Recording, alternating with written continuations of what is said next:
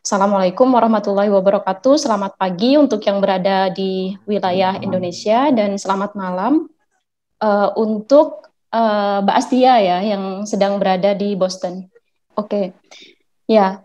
Jadi pada kesempatan pagi ini saya akan sedikit berbagi ya salah satu teknik yang saya gunakan dalam penelitian saya sebelumnya, yaitu targeted gene editing, metode untuk mengedit genom secara terarah gitu, targeted gene editing dengan menggunakan CRISPR-Cas9 approach, dengan menggunakan metode CRISPR-Cas9. Tuh. Nanti aplikasinya sebenarnya lebih ke plan research ya yang akan saya jelaskan karena bidang saya di penyakit tumbuhan gitu. Tetapi akan saya jelaskan juga contoh aplikasi untuk bidang kesehatan karena seperti yang sudah dijelaskan oleh pemateri pertama tadi bahwa CRISPR-Cas9, metode CRISPR-Cas9 ini aplikasinya cukup luas, terutama di bidang bioteknologi bisa, kemudian bioengineering juga bisa. Kita lanjutkan saja ya. Jadi pada akhir tahun 2020, The Royal Swedish Academy of Science memutuskan untuk memberikan Nobel Prize, penghargaan Nobel di bidang kimia pada dua peneliti, Immanuel Lutia dan Jennifer Doudna, untuk kontribusi mereka dalam mengembangkan metode untuk mengedit genom. Mohon maaf sebelumnya ini suaranya kok mantul ke saya ya. Di saya. Bentar, mungkin ada yang aktif. Kalau seperti ini kedengeran tidak suara saya ke sana? Bapak Jelas, Muslim? jelas, jelas. Kedengeran jelas ya? Ya, jelas. Baik, oke. Jadi sound di laptop saya off-kan agar tidak mantul. Jadi ya pada akhir tahun 2020 Nobel Prize diberikan pada dua peneliti ini karena mereka sudah mengembangkan metode untuk targeted gene editing yaitu CRISPR-Cas9. Nah, secara histori metode genome editing ini sudah mulai dilakukan sejak ditemukannya struktur DNA double helix oleh Watson and Crick pada tahun 1953. Jadi sejak Watson and Crick mengungkap bahwa struktur DNA itu adalah double helix, para peneliti itu sudah mulai mencari dan memikirkan cara untuk mengedit genom secara terarah, secara directed genome editing. Dan untuk melakukan directed genome editing ini paling tidak dibutuhkan dua komponen, yaitu DNA binding domain yang bisa mengenali sequence spesifik pada DNA target, bisa mengenali dan mengikat sequence spesifik pada DNA target. Kemudian komponen yang kedua adalah efektor protein, efektor domain, yang kemudian juga bisa mengenali dan bisa memotong sequence DNA target pada posisi yang spesifik.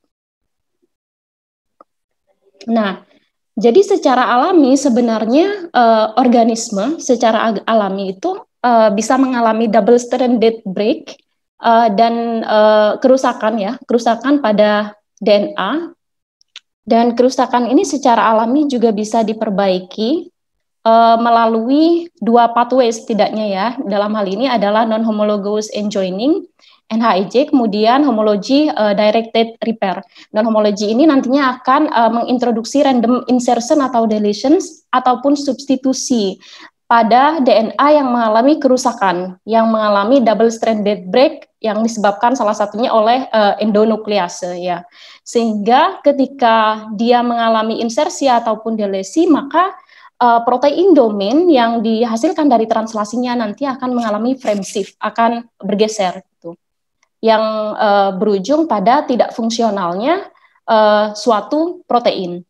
Kemudian DNA repair ini juga bisa dilakukan melalui homology directed repair HDR gitu, dengan memanfaatkan donor template sehingga kerusakan tadi bisa diperbaiki secara precise gitu. Dan ada dua teknik genome editing yang memanfaatkan aktivitas dari endonuklease. Salah duanya di sini adalah ZFN ya. zinc finger nuclease dan TALEN, transkripsional activator like effector nuclease gitu, yang memanfaatkan DNA binding domain. Jadi zinc finger DNA binding domain ini atau tail DNA binding motif untuk kemudian mengenali dan mengikat sequence spesifik pada DNA target dan mengarahkan enzim nuklease FOX1 untuk memotong pada sequence tersebut gitu. Sama juga pada TALEN gitu, cuma beda pada proteinnya. Jadi kedua teknik ini memanfaatkan interaksi antara DNA target dengan protein ya, protein yang didesain. Nah, tetapi dua teknik ini cukup sulit untuk diaplikasikan secara rutin ya, secara robust dalam high throughput applications karena seperti yang saya jelaskan tadi, ini dilakukan berdasarkan interaksi protein dengan DNA target ya. Jadi setiap kita akan menarget new site ya pada sequence DNA yang menjadi interest, maka kita perlu mendesain protein spesifik yang bisa mengenali site tersebut. Sementara desain, kemudian sintesis dan validasi dari protein yang didesain untuk specifically mengedit sequence DNA itu cukup time consuming ya, dan tidak mudah untuk dilakukan, terutama untuk validasinya. Karena itu, luckily alam menyediakan solusi yang lebih mudah, yaitu dengan menggunakan metode CRISPR-Cas9 gitu. Seperti apa metode CRISPR-Cas9 ini? Kita akan lihat pada slide-slide berikutnya ya. Jadi kalau kita lihat di timeline-nya, saya ceritakan secara historis terlebih dahulu. CRISPR ini merupakan singkatan dari Clustered Regularly Interspace Repeat ya. Ini merupakan sequence yang sudah ditemukan pertama kali pada tahun 1987. Jadi kalau dilihat dari usianya sama dengan saya juga kelahiran tahun 1987. Ini sudah ditemukan pada tahun itu oleh seorang ilmuwan Jepang. Pada saat itu dia mendeskripsikan bahwa CRISPR merupakan short sequence repeat gitu, merupakan sequence pendek yang ada secara berulang pada bakteri E. coli kalau tidak salah, yang diselingi oleh spacer sequence, oleh sequence di antara sequence repeatnya ini gitu. Kemudian pada tahun-tahun berikutnya sebelum tahun 2005 ya, pada tahun-tahun berikutnya ini CRISPR sequence ini juga ditemukan pada tidak hanya pada bakteri tetapi pada mikroorganisme lain termasuk archaea. Nah, penamaan CRISPR itu kalau tidak salah diberikan pada sekitar tahun 2002.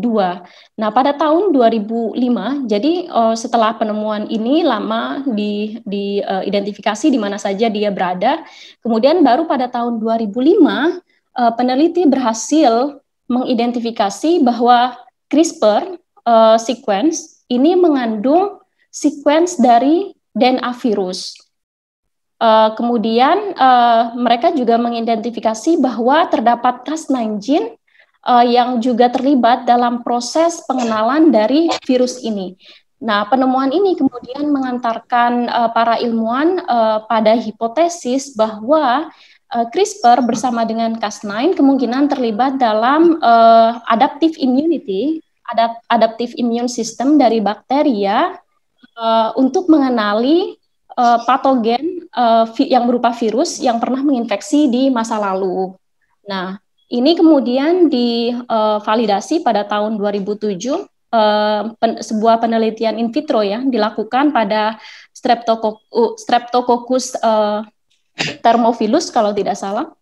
Disease assay dilakukan pada Streptococcus thermophilus secara in vitro ya, dan menemukan bahwa CRISPR-Cas9 ini memang merupakan bagian dari bakterial immune system, memang merupakan bagian dari mekanisme bakteri untuk melawan infeksi yang disebabkan oleh virus.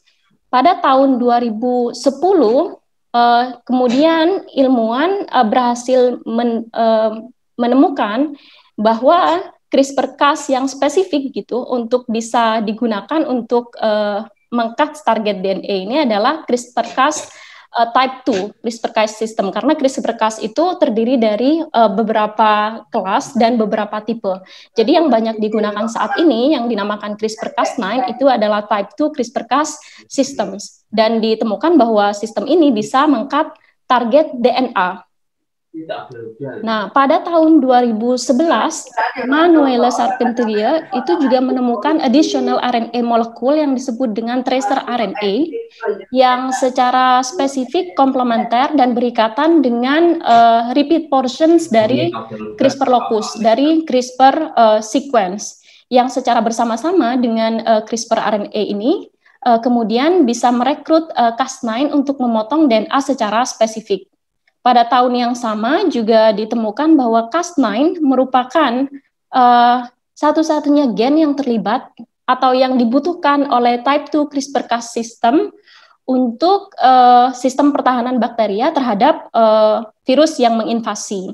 Dan gong dari timeline ini sebenarnya ada pada tahun 2012, tidak lama dari sekarang ya, hanya sekitar 8 tahun yang lalu. Jadi 8 tahun yang lalu mulai secara intensif gitu ya diteliti lagi gitu.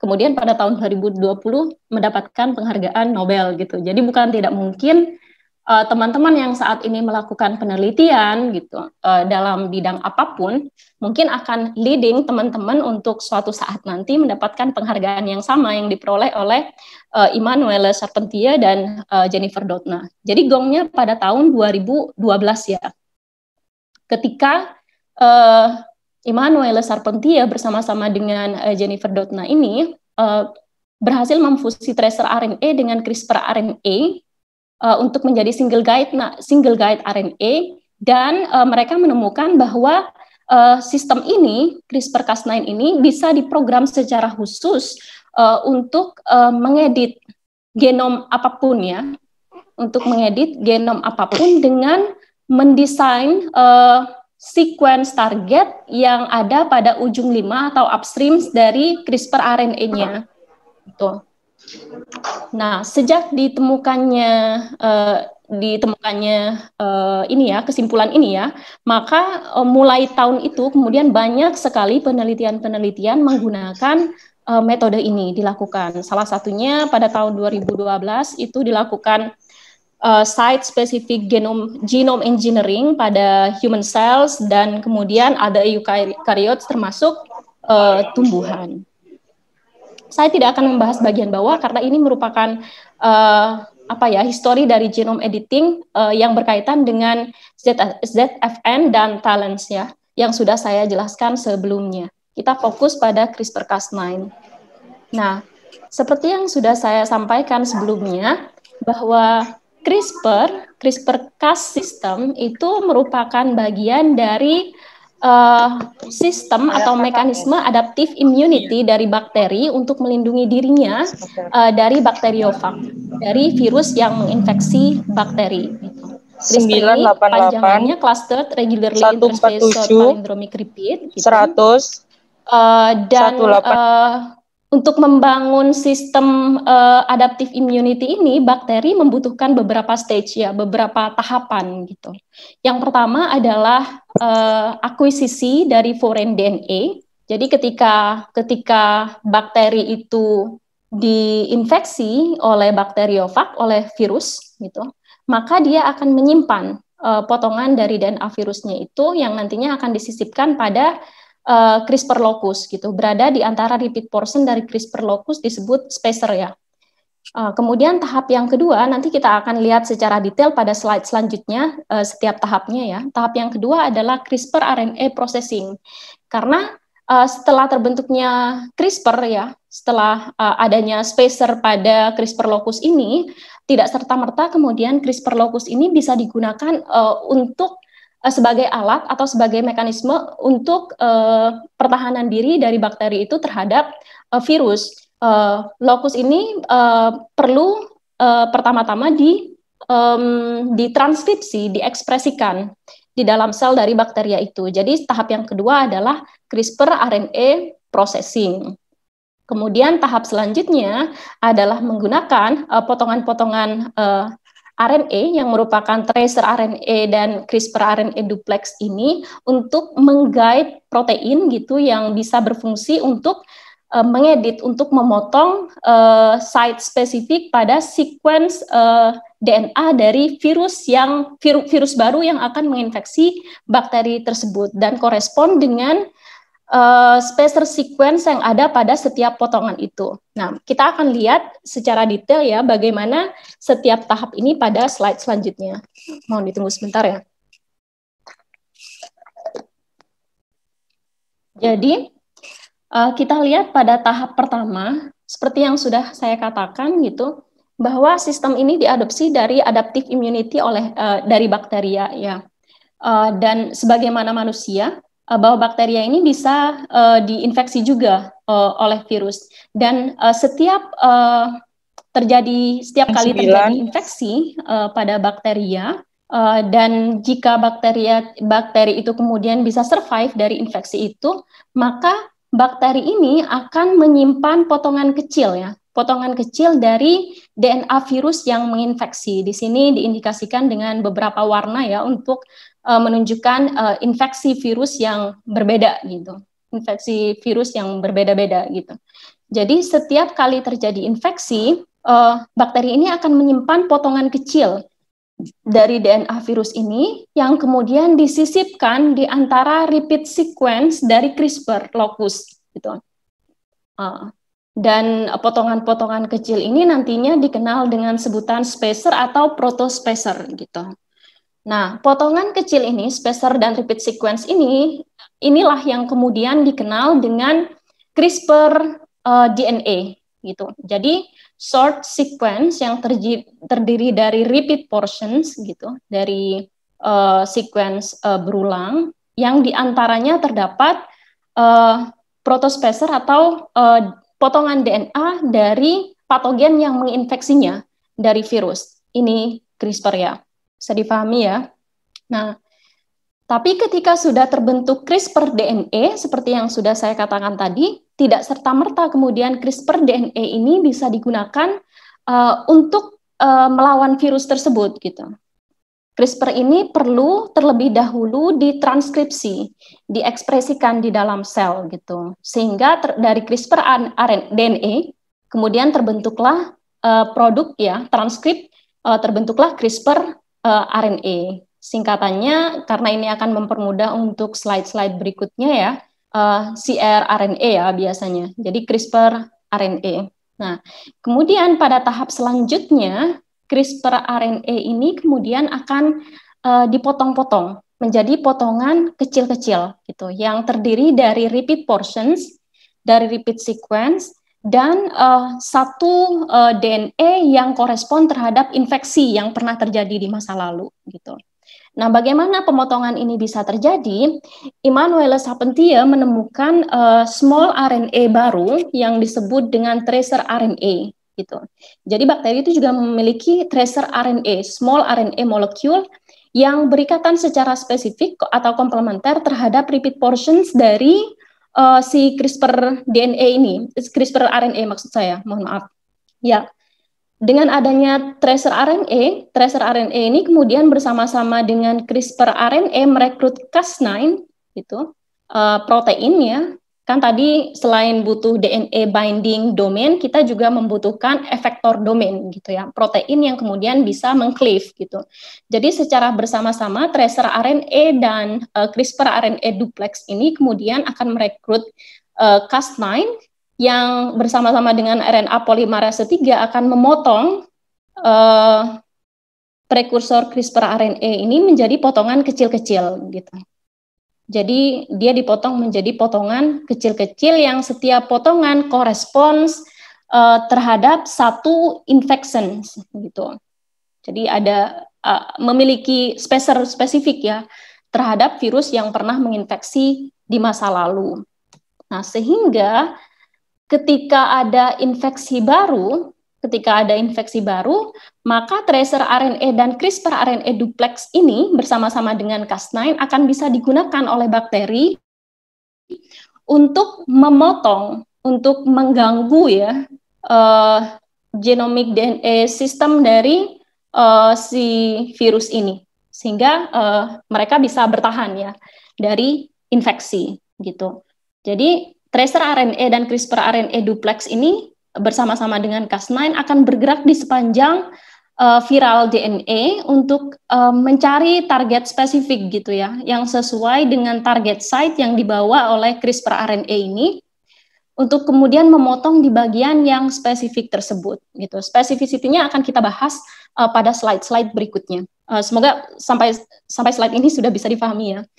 Nah, kemudian Immanuelle bersama-sama dengan Jennifer Doudna berusaha membuat sistem ini menjadi lebih sederhana. Karena kalau kita lihat di sini ya, ini melibatkan tracer RNA, kemudian CRISPR RNA duplex yang membawa DNA target atau spacer RNA dari DNA dari si virus tadi.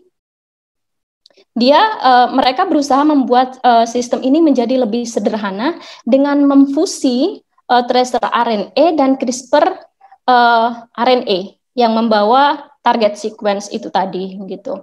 Sehingga fusi antara CRISPR RNA dengan tracer RNA ini yang kemudian kita kenal dengan single guide RNA atau sgRNA, yang kita bisa lihat bedanya juga di sini ya setelah fusi. Perbedaan pada tracer dan CRISPR RNA duplex dengan single guide RNA yang lebih sederhana.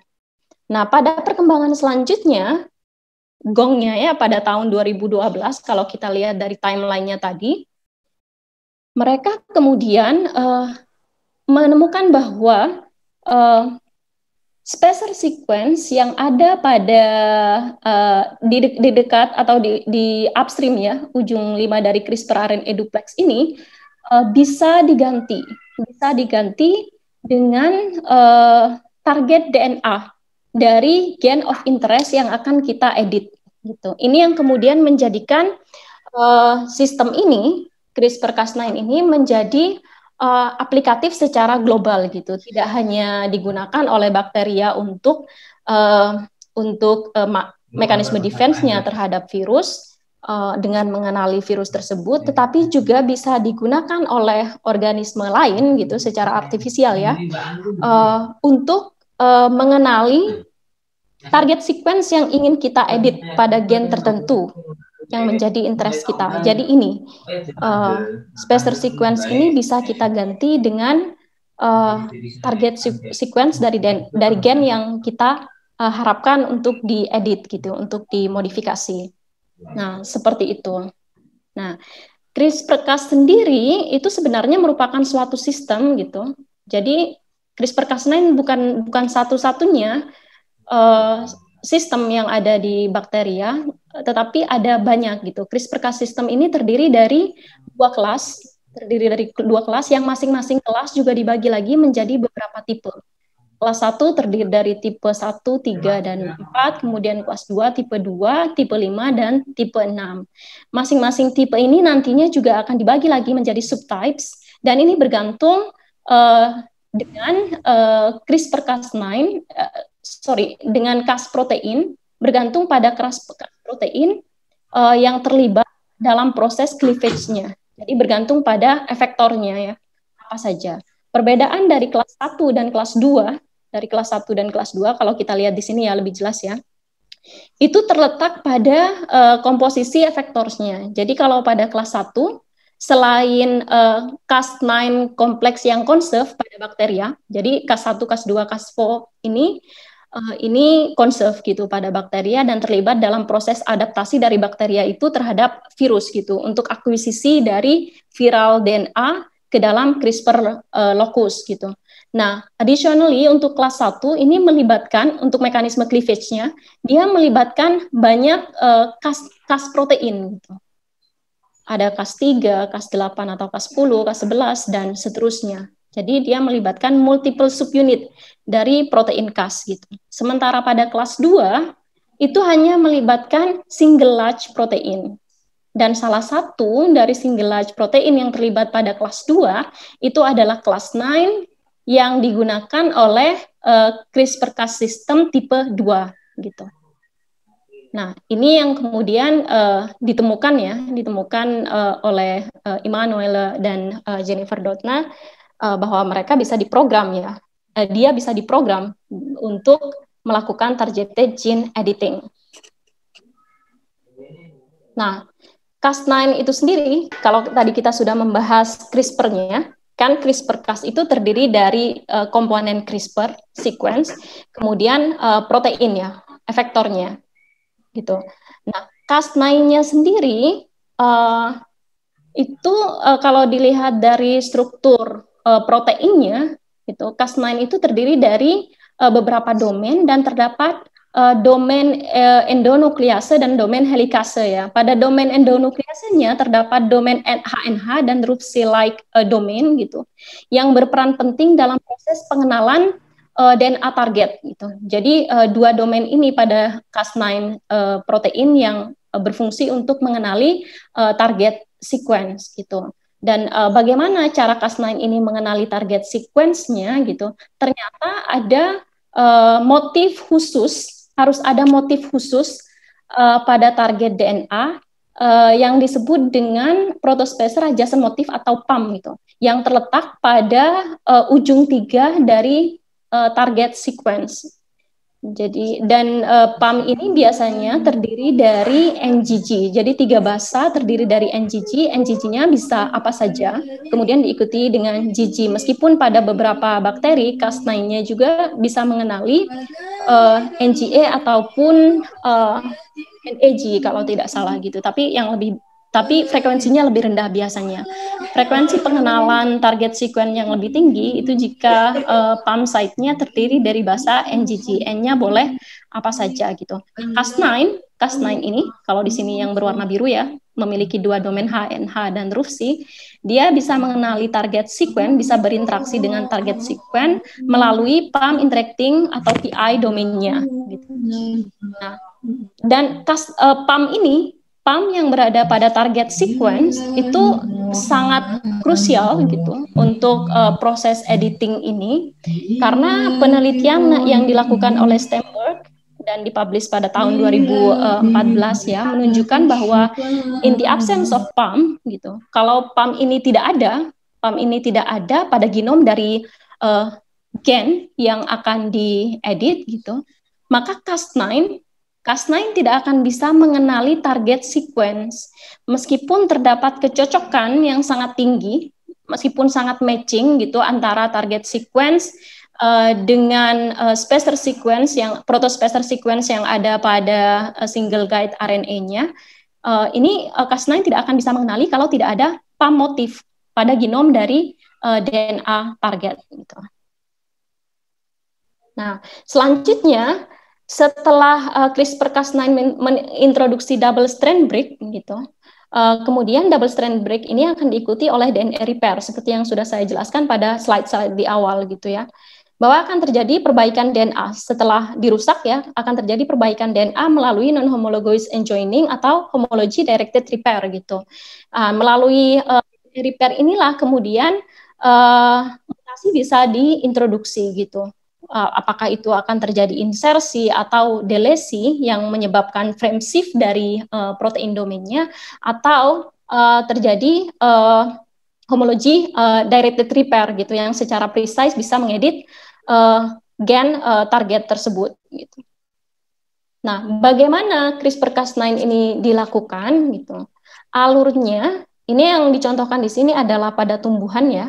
Berikutnya juga akan disinggung aplikasi CRISPR-Cas9 pada bidang kesehatan, tetapi karena saya bidangnya memang penyakit tumbuhan, saya mencontohkannya pada aplikasi CRISPR-Cas9 di tumbuhan. Jadi alur untuk mengerjakan penelitian dengan metode CRISPR-Cas9 ini, pertama kita tentu saja harus menyeleksi gen yang akan kita edit gitu.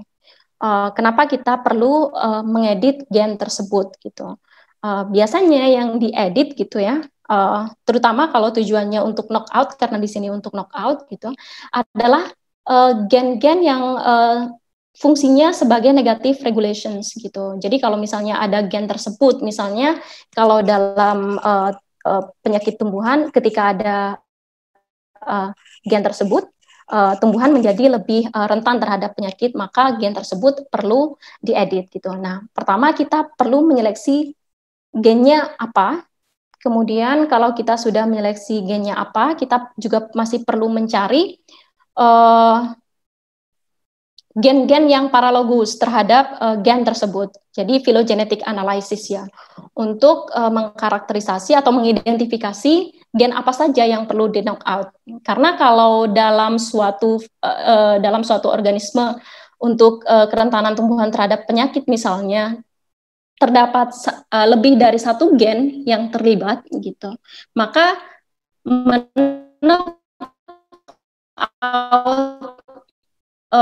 satu gen kalau dia fungsinya mampu melakukan complete knockout gitu. Jadi kita harus mengidentifikasi gen-gen apa saja yang terlibat, berapa gen yang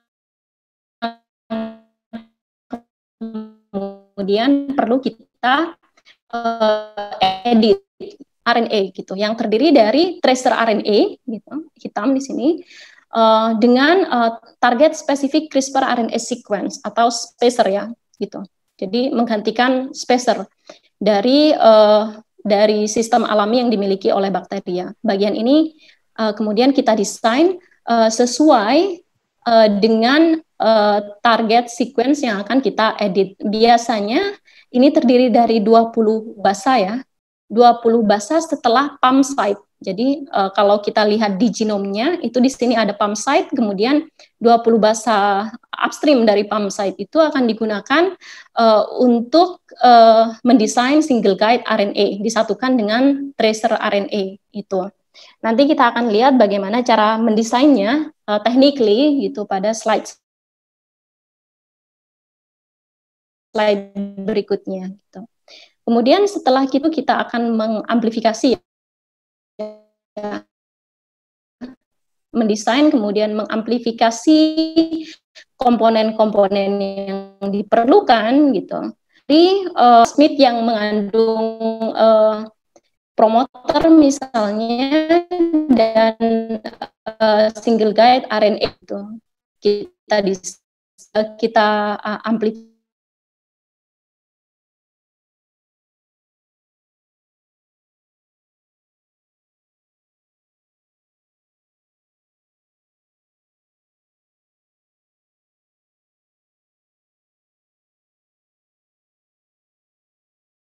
dengan menginsert, dengan menyisipkan target gitu ke dalam suatu plasmid.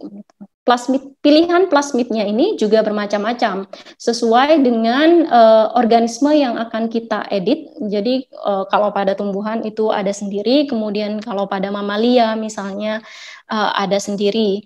Gitu. Nanti bisa kita lihat pada slide berikutnya, ada pilihan plasmidnya, dan karena setiap plasmid itu juga memiliki komponen yang berbeda-beda gitu. Tapi paling tidak di sini harus sudah ada single guide RNA yang dimasukkan, kemudian ada Cas9, gen pengkode Cas9, karena genome editing itu kan melibatkan CRISPR RNA dan Cas9 gitu. Nah, setelah vektor atau plasmid constructions, kemudian rekombinan ini, DNA rekombinan ini nantinya akan di-deliver gitu, akan dimasukkan ke dalam organisme gitu. Tentunya setelah melewati beberapa proses cloning gitu ya, di misalnya host intermediate sebelumnya. Jadi kalau misalnya di sini yang akan diedit organismenya adalah tumbuhan, biasanya host sebelumnya gitu untuk cloning sebelumnya adalah E. coli, kemudian agrobacteria. Nah, kemudian kita melakukan genetic transformation yang dimediasi oleh agrobacteria itu untuk memasukkan konstruk ini ke dalam genom ya, untuk mengintegrasikannya ke dalam genom dari tumbuhan yang materi genetiknya ingin kita edit. Kita tumbuhkan kemudian di dalam selection media gitu. Disebut dengan selection media karena media tersebut memiliki antibiotik tertentu yang bisa membuat antibiotik tertentu yang bisa menyeleksi. Jadi kalau misalnya di plasmid ini biasanya ada selectable marker gitu yang mengkode, ada gen yang mengkode antibiotik tertentu. Kalau misalnya kanamisin kita campur media ini dengan kanamisin, maka hanya potongan dari tumbuhan yang mengandung vektor dengan kanamisin ini yang nantinya akan bisa tumbuh, sementara lainnya tidak, seperti itu. Nah, kemudian setelah di selection media, kita nanti pindahkan ke regeneration media gitu untuk menumbuhkan tanaman ini. Selanjutnya, kita perlu memvalidasi editingnya. Jadi setelah delivery, kita perlu memvalidasi editingnya karena editing yang dicontohkan di sini adalah editing yang terjadi secara in vivo ya di dalam tumbuhannya. Jadi kita perlu mengisolasi genomik DNA dari si tumbuhan ini, kemudian kita mengecek keberadaan gen tertentu sebagai penanda bahwa tumbuhan ini merupakan putatif transgenic line gitu. Merupakan kemungkinan adalah transgenic line gitu yang berhasil ditransform gitu. Biasanya gen yang digunakan adalah Cas9 gene, gen yang mengkode Cas9 gitu. Apakah di situ terdapat Cas9 atau tidak gitu. Kita bandingkan dengan wild type gitu. Pada wild type tentunya tidak ada karena wild type tidak kita transform. Sementara pada tumbuhan yang kita transform gitu, yang berhasil tumbuh di sini gitu, biasanya kemudian akan terdeteksi gitu dari gen yang mengkode Cas9 tersebut gitu.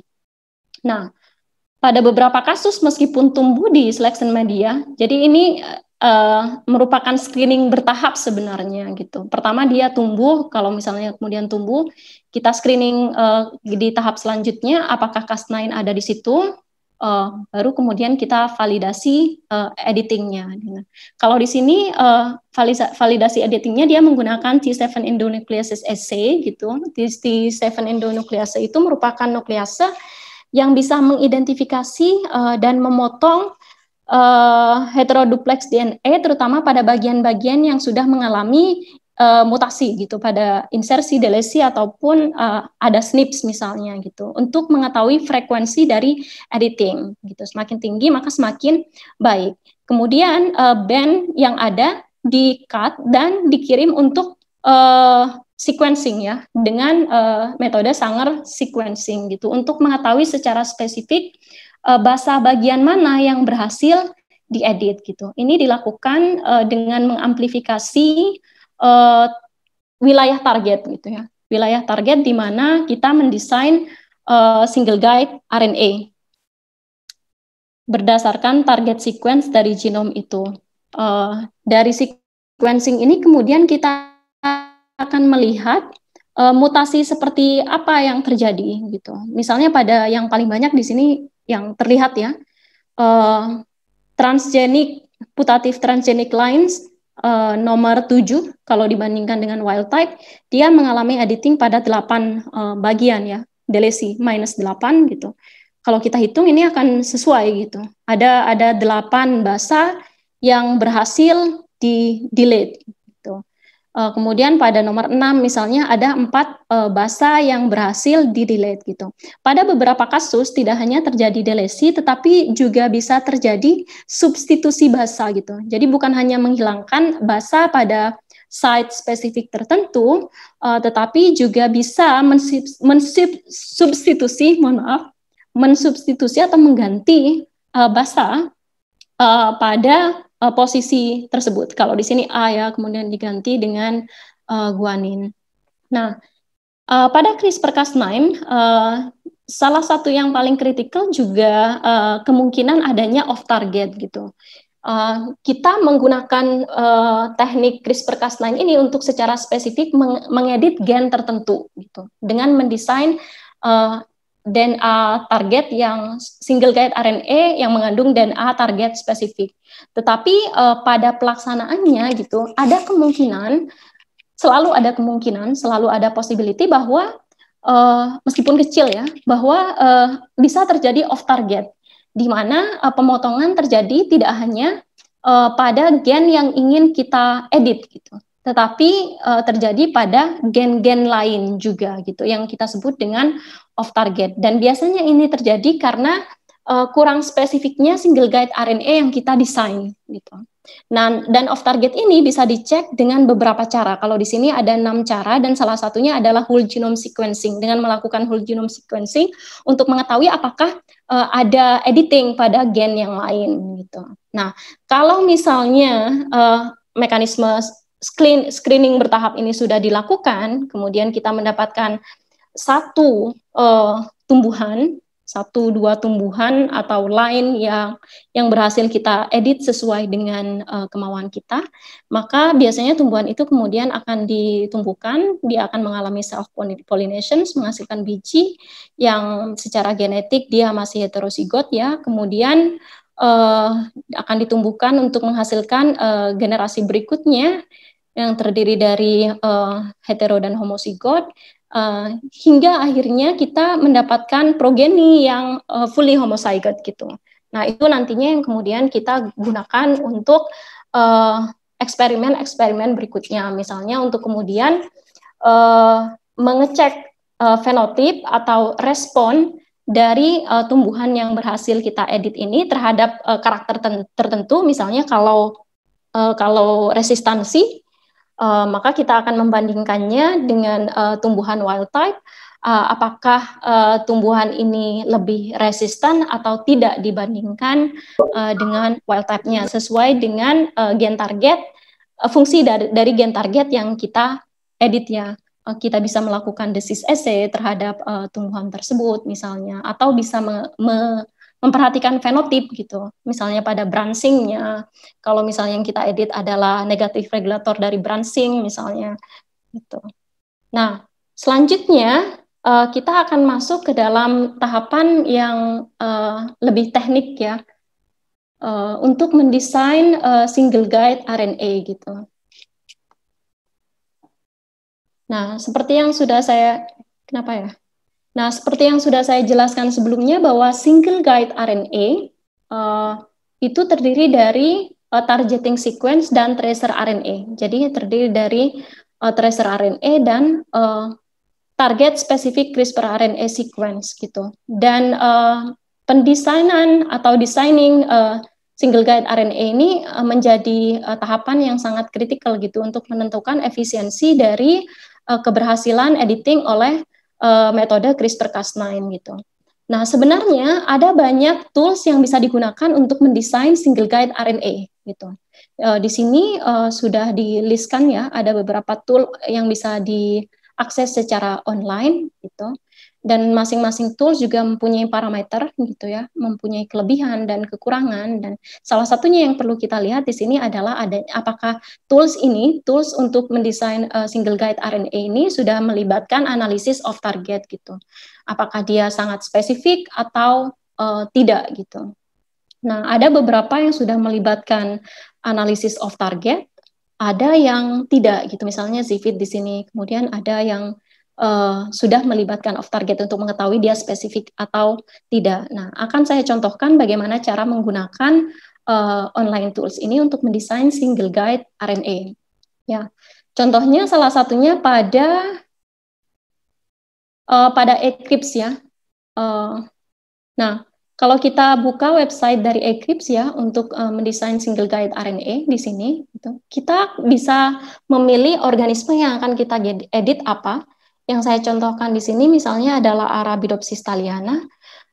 Kemudian kita bisa menginput baik itu FASTA file dari gen pengkode protein yang akan kita edit, atau annotations ya, simbol dari si gen itu sendiri. Di sini saya menggunakan gene simbolnya dari gen yang mengkode LIM2 protein pada Arabidopsis thaliana yang terlibat dalam mekanisme closing dari plasmodesmata setelah infeksi oleh jamur gitu. Kita juga bisa memilih apakah apa aplikasinya, dia bisa medium gitu ya. Ada beberapa karakteristik juga yang perlu diperhatikan untuk pemilihan ini. Saya memilih di sini medium gitu. Dan kemudian kita start untuk search SG RNA, kemungkinan target ya yang ada pada gen ini. Nah, hasilnya akan seperti ini nanti. Tuh. Di sini ada keterangannya ya.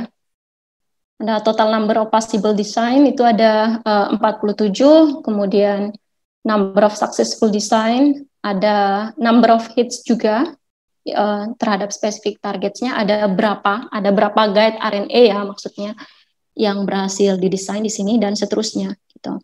Nah, jadi kita nanti tinggal memilih, ini kita sudah diberi sequence target yang possible gitu untuk mengedit LIM2 protein pada Arabidopsis gitu. Kita bisa memutuskan untuk memilih yang mana berdasarkan size score-nya juga, annotation score dan efficiency score. Kemudian number of hits, ini penting ya, number of hits untuk karena ECLIPSE ini sudah melibatkan off target analysis gitu, dia juga sudah menganalisis kemungkinan adanya off target gitu dari SGR, dari target yang didesain di sini, target yang akan dimasukkan ke dalam CRISPR RNA untuk menjadi single guide RNA ini. Ternyata di sini number of hits-nya cuma 1, yang berarti bahwa dia memang spesifik gitu untuk mengedit site tersebut gitu. Nah, untuk mengetahui mismatch-nya secara spesifik gitu, apakah susunan basa yang ada di sini matching gitu 100% matching dengan DNA target pada gen ini, pada LIM2 gen ini, kita bisa klik match string infonya ini ya, yang kemudian akan memberikan kita informasi mengenai kecocokan dari sequence target yang sudah didesainkan di sini. Ternyata dia matchingnya, tidak ada gap di sini, berarti dia cukup bagus gitu. Dan bisa kita jadikan kandidat untuk digunakan. Ini yang saya klik. Kemudian selain melihat number of hits, kemudian melihat kemungkinan adanya mismatch, kita juga bisa melihat posisi dari target ini dalam terhadap transkrip dari si gen ini gitu. Karena kan suatu gen nantinya akan mengkode, suatu gen itu terdiri dari ekson intron ya, dan yang berfungsi untuk mengkode itu adalah bagian eksonnya.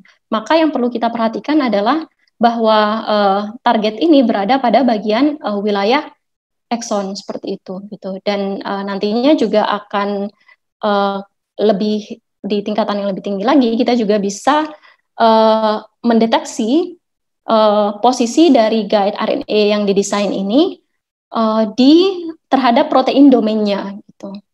Karena bisa saja 2 ekson mengkode 1 protein domain misalnya gitu. Kalau misalnya 2 ekson ini mengkode 1 protein domain yang akan kita edit domain tersebut, maka kita bisa memilih guide RNA yang berada di posisi ini misalnya, yang berwarna hijau di sini. Seperti itu kalau kita melakukan desain single guide RNA dengan menggunakan online tools gitu. Hasilnya karena ini ada banyak koleksinya ya. Kalau di sini ada 47 possible design ya, dengan 27 successful, maka kita juga bisa mendownloadnya. Biasanya juga bisa di-download.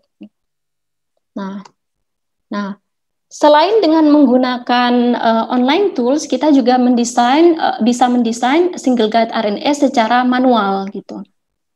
Yang bisa kita lakukan untuk mendesain single guide RNA secara manual, tentu saja yang pertama kita memiliki coding sequence gitu dari gen yang akan kita edit gitu.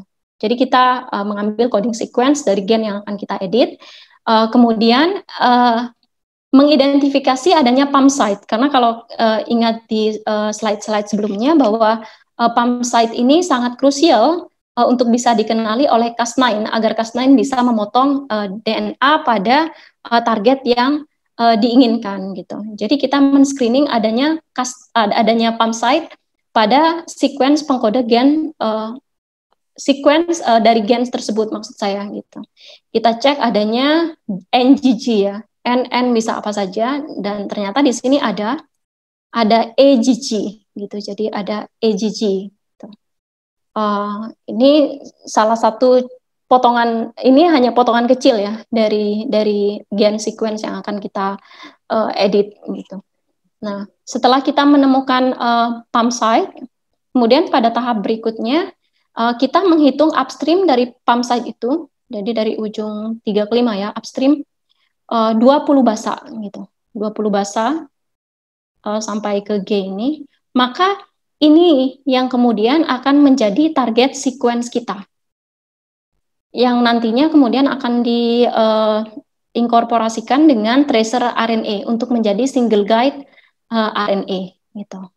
Nah, pada tahapan selanjutnya kita akan mengambil kode ini gitu, dengan mengeksklud PAM-nya ya. Gitu. Jadi ketika kita mendesain single guide RNA, kemudian kita akan mengordernya. Ini seperti mendesain primer kemudian mengorder primer. Ketika kita mendesain single guide RNA, maka PAM-nya tidak perlu diinkludkan gitu. Kita hanya mengambil 20 basa, kemudian 20 basa itu yang menjadi target sequence kita ditambah dengan tracer RNA sequence. Nah, ini kemudian menjadi single guide RNA gitu. Kenapa PAM-nya tidak diikutkan? Karena sebenarnya PAM ini berada pada genomic DNA dari organisme yang akan kita edit gitu. Ini kan artifisial saja, kita hanya menggunakan ini agar si tracer RNA ini, kalau sudah bersatu kita sebut dengan single guide RNA ya, agar single guide RNA ini nantinya bisa mendirect Cas9 untuk mengenali pump site yang ada pada genomic DNA dari organisme target gitu. Jadi 20 basa kemudian ditambah dengan tracer RNA sequence. Kita sudah punya single guide RNA yang siap untuk kita order gitu. Nah, ini kalau misalnya satu target. Nah, biasanya kalau saya melakukan editing pada satu gen, saya tidak hanya mendesain untuk satu target saja gitu. Karena kalau satu target, possibility untuk editingnya kan lebih kecil tentunya daripada kalau kita memiliki target yang lebih banyak gitu. Jadi biasanya paling tidak saya mendesain single guide RNA untuk 2 target. Nah, ini kemudian diorder. Nah, ada beberapa syarat yang perlu diperhatikan dalam mendesain single guide RNA gitu. Tadi 20 basa upstream dari pump site, jadi harus ada pump site, harus upstream dari pump site ya, di dekat pump site. Nah, pump site ini selain NGG bisa NAG seperti yang saya bilang, dan NGA sesuai atau korespon terhadap sumber dari Cas proteinnya gitu. Karena setiap Cas protein itu memiliki spesifikasi. Kalau Cas9 itu frekuensi editingnya akan lebih tinggi kalau target site-nya berada di dekat pump site NGG gitu dibandingkan dengan pump site NAG ataupun NGA gitu. Kalau NGA dan NAG ini frekuensi editingnya lebih rendah. Kemudian mutasi pada pump site pada basa nomor 1, kalau PAM-nya pada basa nomor 1 bisa N-nucleotide itu masih bisa ditoleransi, tapi pada ujung 3 tidak gitu. Tidak boleh ada mismatch. Kemudian high specificity dari basa nukleotida yang berada upstream dari pump site gitu. Paling tidak antara 12 sampai 18 ya. 8 sampai 12 ini kalau tidak salah. 8 sampai 12 basa ya, bukan 18, mohon maaf. 8 sampai 12 basa upstream dari pump site ini disebut dengan seed sequence, dan ini juga perlu highly specific gitu untuk meningkatkan efisiensi dari Cas9, pemotongan oleh Cas9 di sekitar pump site-nya di sini. Kemudian kita juga perlu avoid mismatch gitu. Tadi kan kalau melalui online tool kita juga bisa mengecek gitu. Bisa mengecek apakah ada mismatch gitu. Dan mismatch ini harus dihindari terutama pada ujung 3 dari target sequence. Jadi di sini ya. Karena itu krusial untuk pengenalan oleh Cas9 gitu. Pada ujung 3 gitu. Ini nantinya kalau di sini ada mismatch pada ujung 3-nya, meskipun satu basa, dan apalagi kalau basa itu guanin atau sitosin gitu, maka dia akan bisa meleading pada off target gitu. Jadi kita harus mengecek mismatch-nya. Kemudian ada juga sumber yang menyebutkan bahwa the last 3 bases dari target ini ya, ini harus conserve gitu. Ya, jadi selain satu basa ujung 3 itu tadi, akan lebih baik kalau the last 3 bases gitu dari target ini adalah basa yang conserve. Nah, kemudian faktor lain gitu yang bisa meningkatkan efisiensi dari aktivitas Cas9 ini, jika pada DNA target gitu, yang di sini ya, pada ujung 3-nya guanin itu dari hasil penelitian ternyata didapatkan bahwa Cas9 activity akan lebih tinggi dibandingkan dengan kalau ujung 3-nya terdiri dari basa adenin. Tuh. Kemudian tidak ada T yang berurutan, 4T secara berurutan, karena itu akan mempengaruhi secondary structure dari single guide RNA ini. Kemudian memiliki high GC content gitu. Beberapa sumber menyebutkan berbeda-beda, ada yang 40 sampai 60, kemudian ada yang menyebutkan 50 sampai 70. Kalau saya mendesain biasanya saya ambil yang tengah-tengah gitu, karena kadang sulit sekali untuk mendapatkan high GC content gitu, sampai ke 70 itu kadang sulit gitu. Pada organisme tertentu cukup sulit gitu. Jadi saya ambil di tengah-tengah antara 50-60. Kalau misalnya terpaksa gitu, maka paling tidak berada di bawah 40 gitu. Karena ada sumber yang menyebutkan antara 40 sampai 60 juga boleh gitu. Itu adalah syarat-syarat untuk mendesain guide RNA gitu. Nah, kemudian setelah desain guide RNA, kalau kita ingat di pipeline-nya tadi, kemudian guide RNA tersebut setelah diamplifikasi tentunya ya, kalau misalnya perlu amplifikasi dari intermediate plasmid misalnya, kemudian kemudian akan kita insert ke dalam plasmid ya, atau vector destination untuk membentuk genetic construct gitu. Dan pemilihan plasmid seperti yang sudah saya katakan di awal itu spesifik terhadap terhadap organisme yang akan kita edit gitu. Dalam hal ini yang saya contohkan adalah tumbuhan gitu. Tapi kita juga bisa memilih yang ada yang bisa digunakan untuk mamalia misalnya. Dan itu bisa dilihat di Agene ya, di Agene's website gitu. Itu bisa dilihat koleksi plasmid apa saja yang bisa digunakan untuk konstruksi genetik untuk tujuan CRISPR editing ya. Nah, salah satu plasmid yang saya digunakan di sini adalah PYL CRISPR-Cas9 yang memiliki CCDB site sebagai negative selectable marker dan menggunakan selectable marker untuk bakteria NPT2 gitu ya, untuk seleksi terhadap antibiotik kanamycin. Tuh. Ini salah satu yang sudah diterapkan gitu ya. Dan seperti yang sudah saya katakan di awal bahwa untuk melakukan editing gitu, kita tidak hanya bisa menarget satu target gitu. Tapi akan lebih baik kalau misalnya kita mendesain guide RNA untuk mendesain genetic construct dengan guide RNA yang bisa mengedit beberapa target pada gen yang akan kita modifikasi gitu. Jadi kalau saya contohkan di sini, ini adalah protein domain ya, protein domain dari LIM2, dari LIM2 protein yang terlibat dalam proses closure, opening dan closure ya dari plasmodesmata setelah adanya infeksi oleh patogen tertentu gitu. Yang dicontohkan di sini adalah infeksi oleh fungal patogen dengan Elicitor chitin kalau di sini, kemudian bakterial patogen dengan Elicitor flagellin 22 gitu.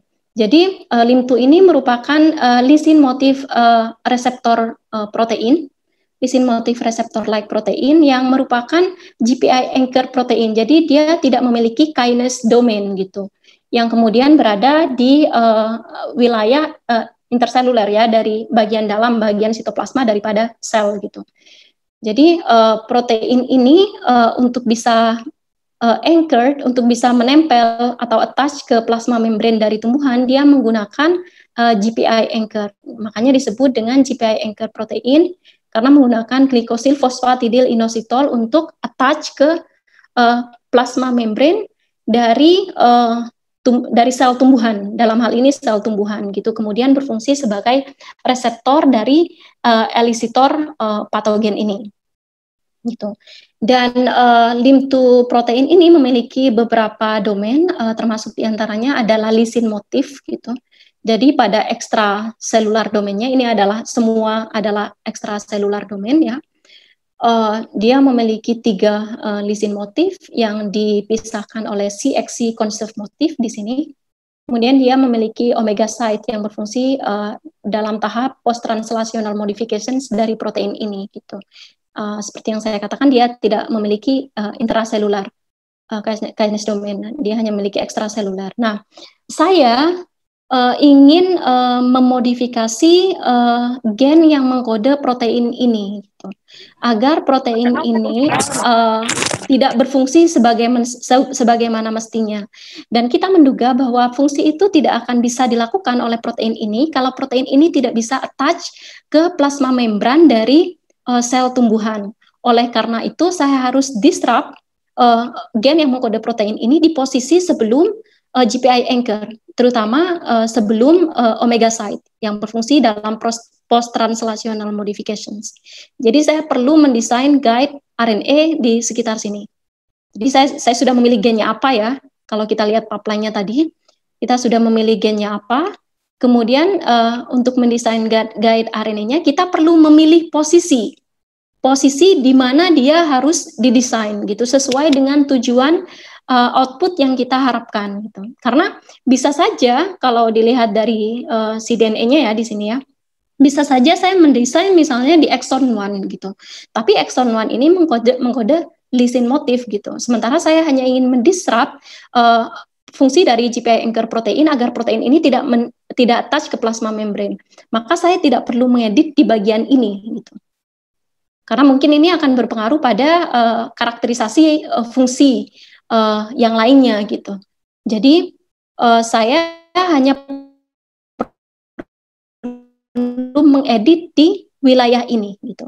Wilayah domain dari protein ini itu dikode oleh exon 2 dan exon 3 partially ya pada cDNA-nya, kalau kita lihat pada cDNA-nya. Maka saya mendesain 4 guide RNA.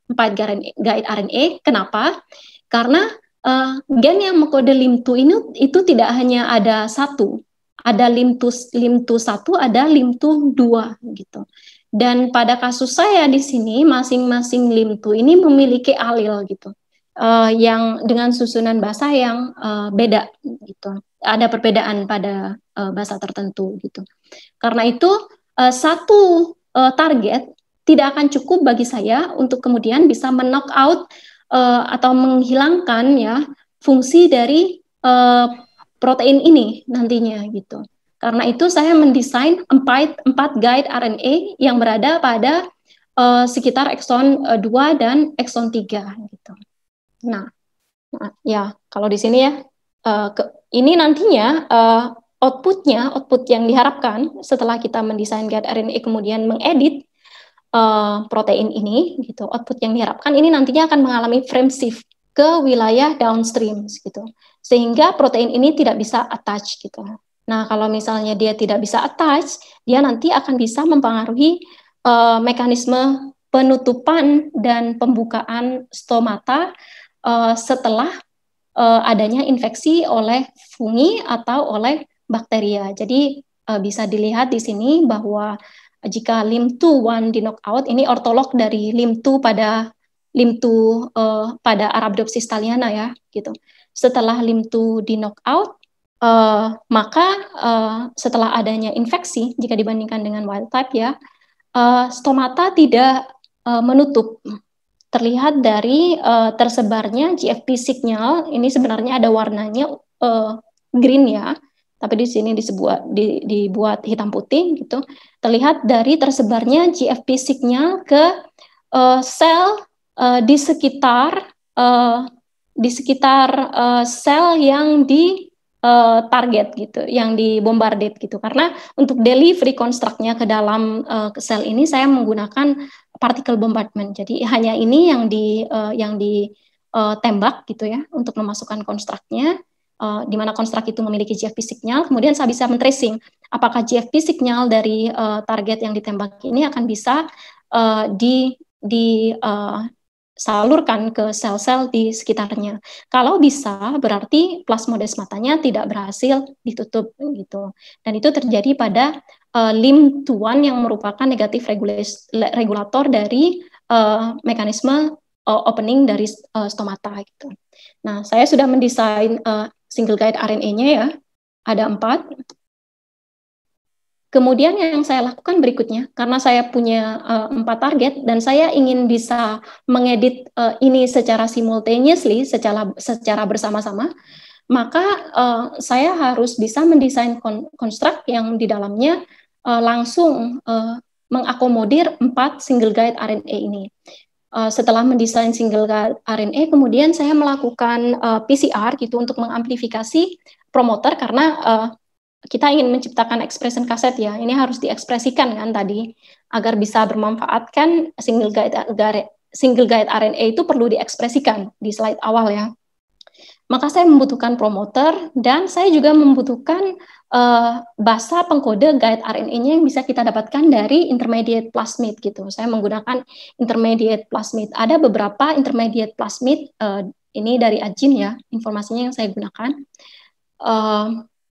Ada ATU3D, 3B, kemudian ATU3 dan ATU6 gitu, yang bisa digunakan untuk mengakomodir masing-masing satu, untuk mengekspresikan masing-masing satu target ya. Karena saya punya 4 di sini, maka 4-4-nya bisa digunakan. Dan sesuai dengan aturan penggunaan dari promoter ini gitu, ketika nanti kita menyusun expression kasetnya ini di dalam sebuah plasmid gitu, posisi dari promoter ini harus berurutan gitu. Tidak boleh misalnya T4 terlebih dahulu, ATU36 terlebih dahulu, tidak, tetapi harus berurutan T1, T2, T3 dan T4 yang diekspresikan di bawah vektor ini. Ini aturan dari vektornya ya, dari vektor yang digunakan gitu. Kalau teman-teman menggunakan vektor yang lain mungkin akan berbeda. Gitu. Jadi saya mengamplifikasi promoter sequence dari intermediate plasmid dan guide RNA sequence dari intermediate plasmid yang sama dengan menggunakan primer. Dengan menggunakan primer yang di situ sudah ada ininya ya, sudah ada target site-nya. Jadi ini adalah basically ini adalah single guide RNA yang saya desain gitu. Jadi pada upstream ujung 5-nya dia memiliki target site, kemudian ada kode genetik untuk mengamplifikasi guide RNA-nya juga gitu. Nah, kan di sini tidak ada target site-nya gitu karena ini intermediate plasmid kan, bukan organisme yang akan saya edit. Nah, gitu. Itu makanya gitu. Untuk mengintroduksi target ini gitu, kita menyisipkannya di dalam guide RNA itu tadi yang digunakan untuk mengamplifikasi wilayah pengkode guide RNA di sini gitu. Kemudian additionally saya juga mengamplifikasi promoter region dengan menggunakan primer yang pada ujung 5-nya juga komplementer terhadap target site yang ada pada single guide RNA di sini yang saya gunakan gitu. Sehingga nanti ketika akan disatukan gitu, kita bisa melakukan overlapping PCR gitu untuk membuat dua sequence ini overlap dan menyatu seperti itu. Tujuannya seperti itu. Jadi pada first PCR kemudian saya akan mendapatkan band untuk promoter regions di sini. Kemudian pada guide RNA sequence gitu saya akan mendapatkan single guide RNA sequence yang sudah membawa target sequence saya di situ yang diintroduksi melalui desain tadi ya. Nah, pada tahapan berikutnya saya melakukan second PCR ya, yaitu overlapping PCR untuk menyatukan wilayah promoter dengan wilayah single guide RNA itu tadi gitu. Jadi mereka dua PCR produk di sini kemudian dijadikan templates untuk melakukan overlapping PCR. Keduanya ini kemudian disatukan dengan menggunakan primer yang lagi-lagi didesain pada ujungnya pada ujung 5-nya memiliki wilayah yang overlap gitu ya. Ini nanti akan overlap dengan ini, karena kalau teman-teman ingat tadi kan targetnya nanti harus disusun secara berurutan. Nah, untuk bisa menyusun target secara berurutan itu, kita bisa menggunakan teknik yang nanti disebut dengan Gibson ya, Gibson assembly gitu, untuk merangkai potongan-potongan ini secara berurutan dengan memanfaatkan primer yang overlap gitu di sini. Jadi pink ini nanti akan overlap dengan ini, kemudian hijau di sini akan overlap dengan upstream dari promoter pada target ketiga dan seterusnya, sehingga nantinya akan berurutan target 1, 2, 3, dan 4 gitu. Nah, ini yang kemudian PCR produk yang saya hasilkan. Saya menghasilkan 4 ya, 4 PCR produk yang siap untuk di-assemble gitu, untuk dirangkai. Gitu. Cara merangkainya dengan menggunakan teknik yang disebut dengan Gibson assembly itu tadi. Gitu. Gibson assembly ini menggunakan prinsip dari overlap designing overlapping area dari primernya ya di sini. Ini ya, kalau di sini lebih mudah dilihat gitu. Dan memiliki enzim polimerase 3, eksonuklease, dan ligase gitu, untuk kemudian memfasilitasi penempelan gitu, penempelan dari 2 PCR produk ini. Jadi kalau kita lihat di sini ya lebih mudah, target 1, target 2 ini ditempelkan ya pada ujung yang berwarna sama di sini. Di sini hijau dengan hijau dan seterusnya. Nah, sehingga saya kemudian memiliki rangkaian yang sesuai urutannya. Nah, itu akan kemudian nantinya akan menjadi insert ya, yang akan dimasukkan ke dalam binary vector gitu. Nah, jadi merangkainya langsung dengan memasukkan dengan proses menginsersikannya ke dalam binary vector. Binary vector yang saya gunakan di sini tadi saya menggunakan informasi dari Eijin gitu ya, adalah PYL CRISPR-Cas9. Dia sudah memiliki kode genetik ya untuk Cas9, untuk memproduksi protein Cas9, dan dia memiliki CCDB site. CCDB site ini merupakan negative selectable marker. Jadi kalau misalnya CCDB site ini ada, maka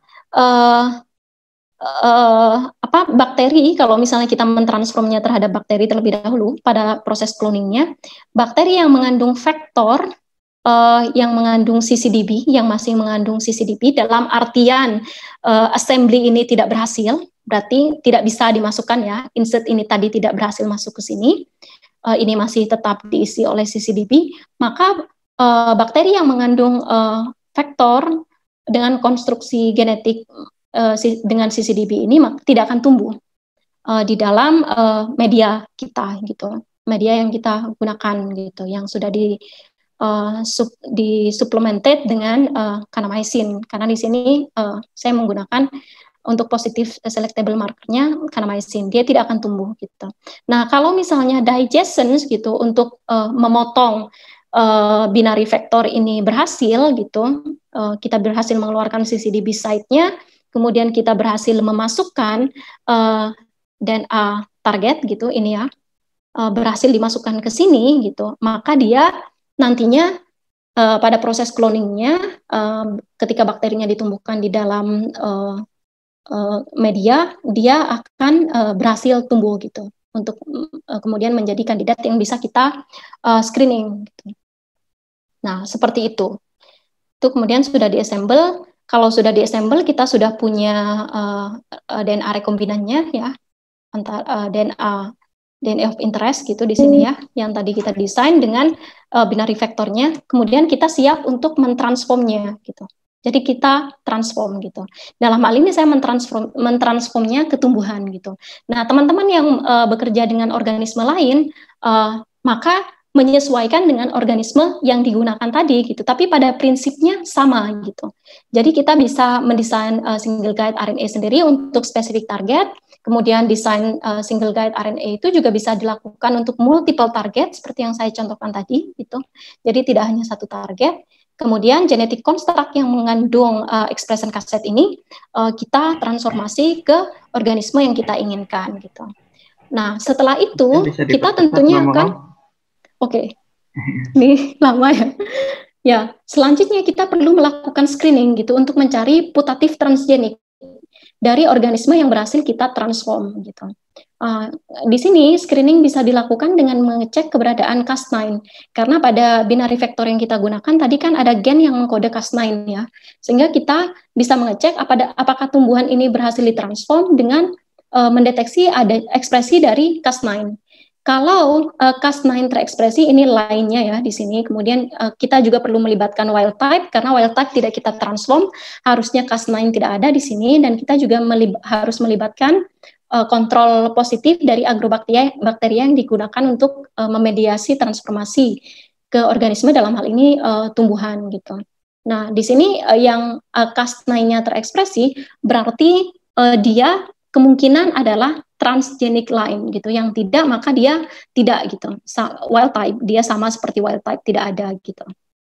Nah, sebagai kontrolnya kita juga perlu mengecek ekspresi dari EEDA gene gitu untuk mengecek yang merupakan marker untuk agrobakteria.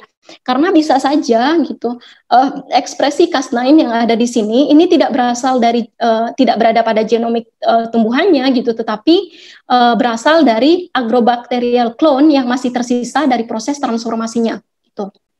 Jadi bisa saja misalnya pada line ini ya, pada line ini berarti false positif gitu. Jadi dia di sini terdeteksi Cas9, tapi ternyata Cas9 yang terdeteksi pada genomic DNA di sini ini berasal dari agrobakteriumnya gitu, karena di sana masih terdapat agrobakterium. Sementara yang di sini EEDA gene-nya tidak ada di sini juga ya, maka dia bisa menjadi putative transgenic plant yang nantinya bisa digunakan untuk eksperimen berikutnya untuk mengecek fenotipnya gitu.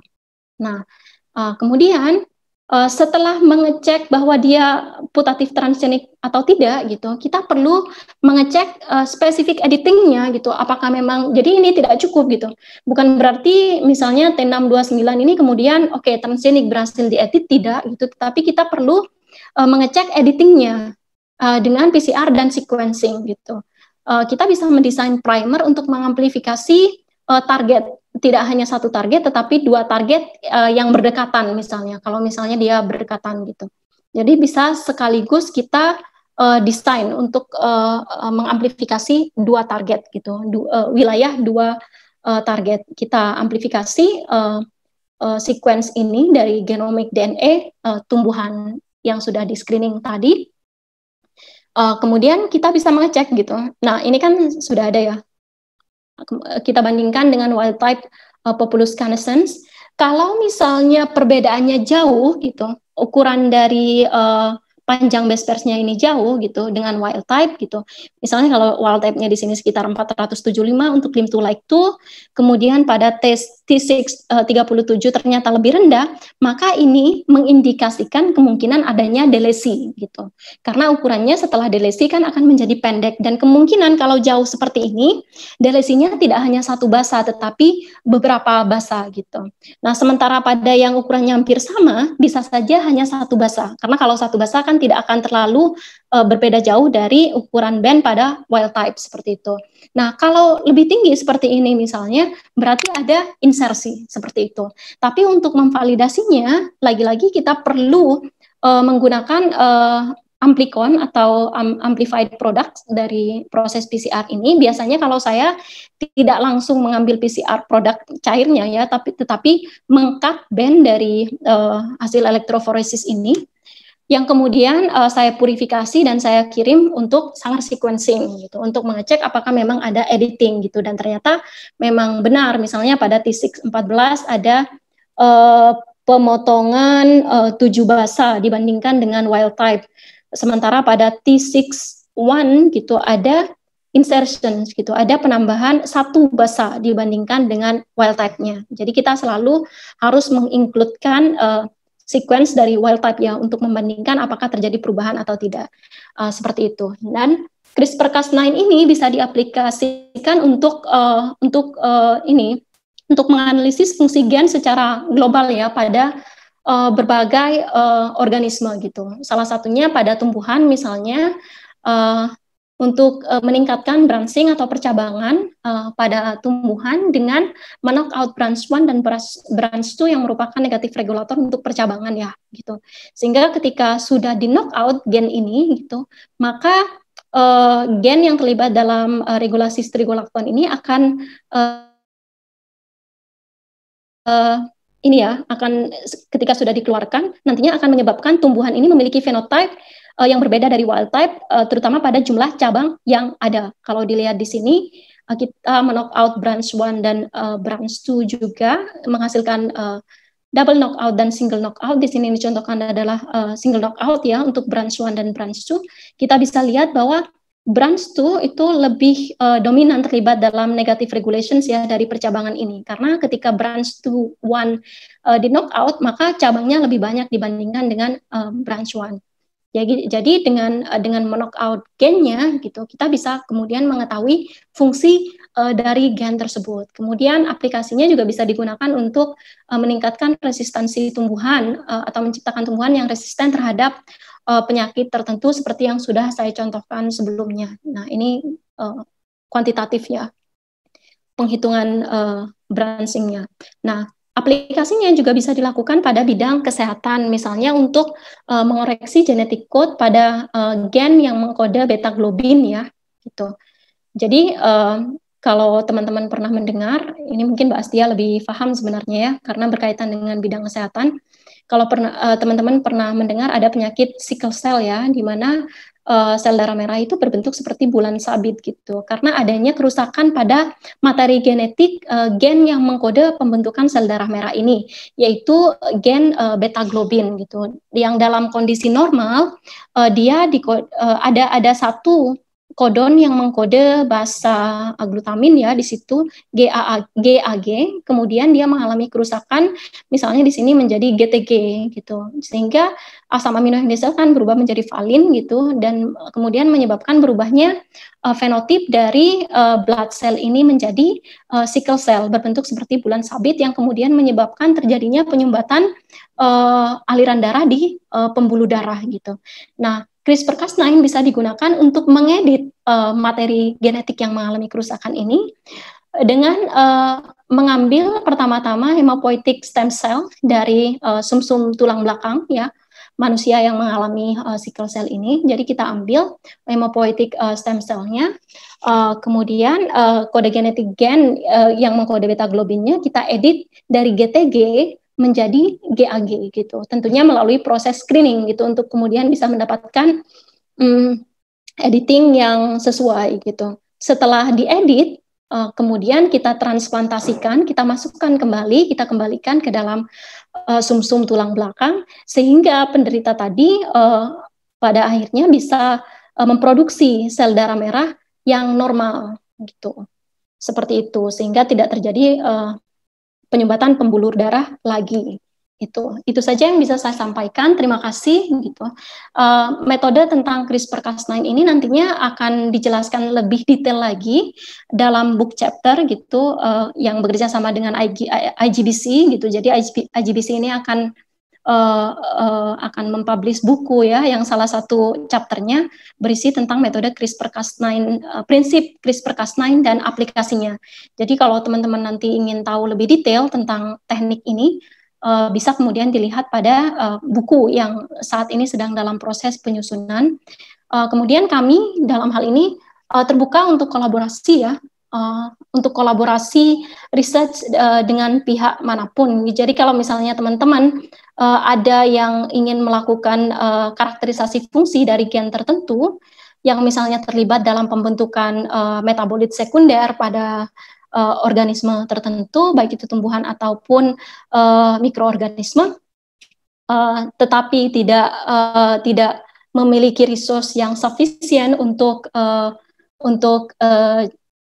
genomic editing, maka kami juga bisa berkolaborasi untuk misalnya kami mendesainkan genetic construct-nya, kemudian transformasinya, bahkan bisa sampai ke transformasinya. Selanjutnya teman-teman tinggal melakukan eksperimen untuk melakukan assay-nya, untuk mengecek apakah gen tertentu tersebut memang berfungsi dalam fungsi tertentu.